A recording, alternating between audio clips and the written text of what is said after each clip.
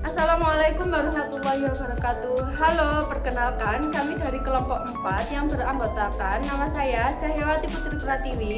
Saya Ludovicus Patrick Saleh. Dan saya Sally Fitriani dan dua rekan saya Anselina Jadi Pegomaking dan Erin. Baik, di sini kami akan mempresentasikan tentang analisis kurikulum. Apa sih analisis kurikulum? Teman-teman tahu nggak sih apa itu pengertian kurikulum? Jadi secara etimologi, kurikulum berasal dari kata curere yang berasal dari bahasa Latin yang berarti cepat.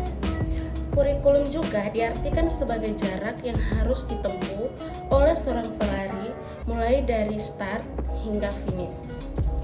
Ditafsirkan dalam dunia pendidikan menurut para ahli, yaitu Maurice Dalton, mengatakan bahwa kurikulum dipahami sebagai pengalaman-pengalaman yang didapatkan oleh pembelajar di bawah naungan sekolah. Selanjutnya, kurikulum terbagi atas dua bagian, yaitu kurikulum formal dan kurikulum non-formal. Nah, kurikulum formal meliputi seperti tujuan pelajaran, yang kedua, bahan pelajaran yang tersusun sistematis, yang ketiga, strategi belajar mengajar, serta kegiatan-kegiatannya. Yang keempat, sistem evaluasi untuk mengetahui hingga mana tujuan tercapai. Nah, kurikulum non-formal meliputi seperti pertunjukan sandiwara, pertandingan antar kelas atau antar sekolah, perkumpulan berbagai hobi, pramuka, dan masih banyak lainnya. B. Landasan kurikulum. Yang pertama, filsafat pendidikan. Filsafat pendidikan merupakan aktivitas berpikir tinggi dalam pencarian teori dan praktik pendidikan. Landasan pengembangan kurikulum perlu mengacu pada filsafat kehidupan bangsa Indonesia, yang dalam arti kurikulum dikembangkan berdasarkan cita-cita pembangunan bangsa Indonesia yang dapat berdiri sejajar dengan bangsa-bangsa lain di dunia. Tujuan pendidikan nasional, berkembangnya potensi peserta didik agar menjadi manusia yang beriman dan bertakwa kepada Tuhan Yang Maha Esa, berakhlak mulia, sehat, berilmu, cakap, kreatif, mandiri, dan menjadi warga Indonesia yang demokratis, serta bertanggung jawab dalam Undang-Undang RI Nomor 20 Tahun 2003 Pasal 3. 2. Psikologi pendidikan. Psikologi pendidikan mencoba mengkontribusinya dalam pendidikan dengan mengkaji beberapa karakteristik subjek pendidikan dari beberapa aspek psikologi. Psikologi perkembangan yang mengkaji tentang perubahan progresif yang terjadi pada manusia. Perkembangan manusia dalam pendidikan yaitu sikap kritis, peran, kematangan dan belajar, pola perkembangan, perbedaan individu, tahapan perkembangan. Jadi, setiap tahap perkembangan memiliki risiko rangsangan, pengaruh, budaya, aran sosial pada setiap perkembangan peserta keyakinan tradisional. Baik, yang berikutnya masyarakat dan budaya. Menurut Esnatusen mengungkapkan, mendidik anak dengan baik hanya mungkin jika kita memahami masyarakat tempat mereka hidup.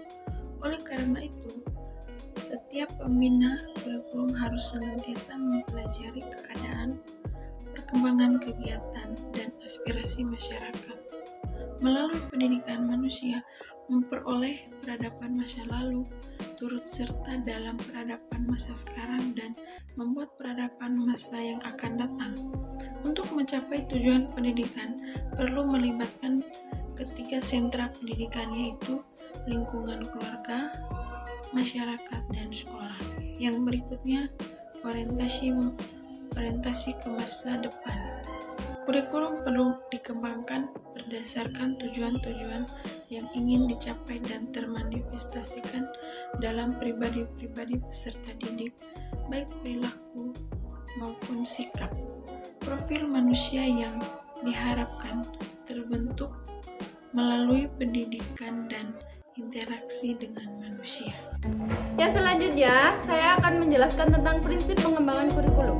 Prinsip pengembangan kurikulum ada 3, yaitu yang pertama prinsip relevansi, dan yang kedua prinsip efektivitas dan efisiensi, Dan yang ketiga, bongkar pasang kurikulum di Indonesia.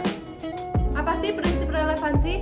Prinsip relevansi adalah keserasian pendidikan dengan tuntutan masyarakat pendidikan dikatakan relevan jika hasil tersebut berguna secara fungsional bagi masyarakat.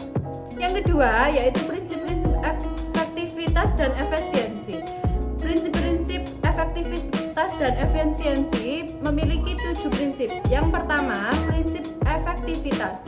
Prinsip efektivitas adalah efektivitas belajar peserta didik, terutama berkenaan dengan sejauh mana kemampuan peserta didik dalam menguasai tujuan yang ditetapkan oleh guru secara optimal dan sangat bergantung untuk kemampuan guru dalam menyediakan susunan pelajaran yang kondusif.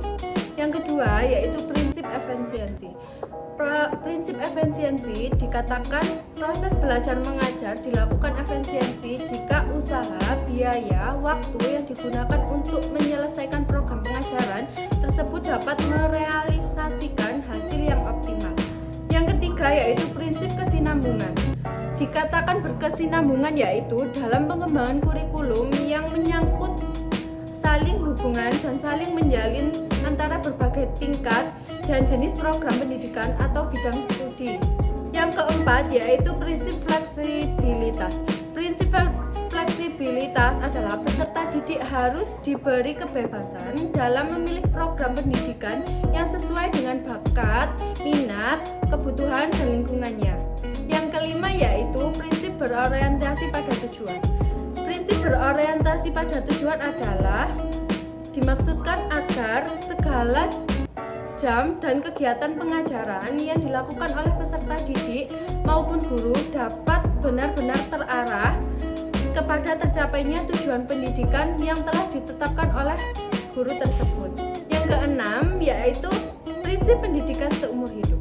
Jadi, guru tidak hanya memberi pengetahuan dan keterampilan yang diperlukan pada peserta didik tamat dari sekolah, namun juga memberikan bekal kemampuan untuk dapat menumbuh kembangkan dirinya sendiri setelah lulus dari sekolah. Yang ketujuh yaitu prinsip dan model pengembangan kurikulum.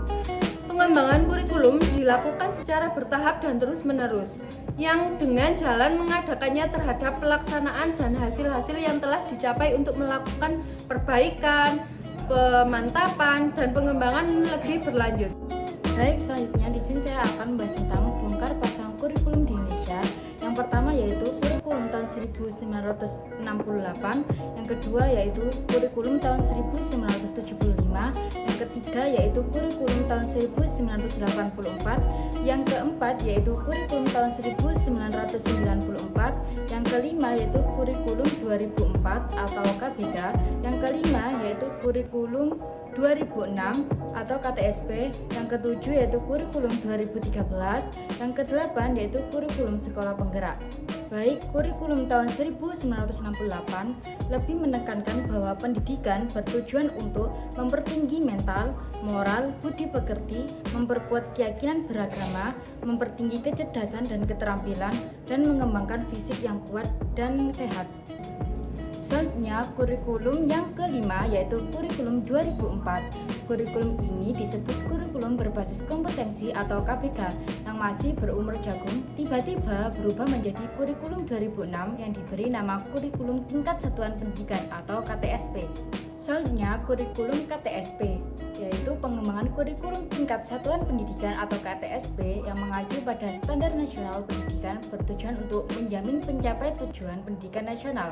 Standar nasional pendidikan terdiri atas standar isi dan standar proses, kompetensi lulusan, tenaga pendidikan, sarana dan prasarana. Yang ketujuh, kurikulum 2013 atau disebut dengan K13.